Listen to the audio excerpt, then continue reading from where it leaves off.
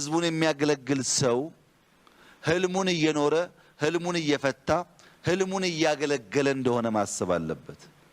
ህዝብ ስናገለግል ህልማችን ይሳካል። የህልም አገልጋይነት ደግሞ ለሀገር እድገት ነው።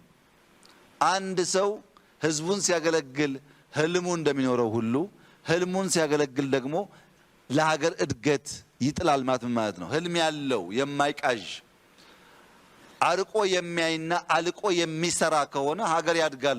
ህዝብን ስናገለግል ህልማችን እንኖራለን። ህልማችን ስናገለግል ደግሞ ሀገር እናሳድጋለን። ህልም የሌለው ሀገር ከሆነ ኮሌክቲቭ ራዕይ የሌለው ሀገር ከሆነ እድገት አያረጋግጥም። አገልጋይ መሪ የብልጽግና ፊት አውራሪ ነው። ለመበልጸግ የፈለገ ሀገር ትበለጽግ ዘንድ ምኞትና ህልም ያለው ሰው አገልጋይ መሆን አለበት። ህልሙን ሲያገለግል ሀገሩ ያድጋል። ህዝቡ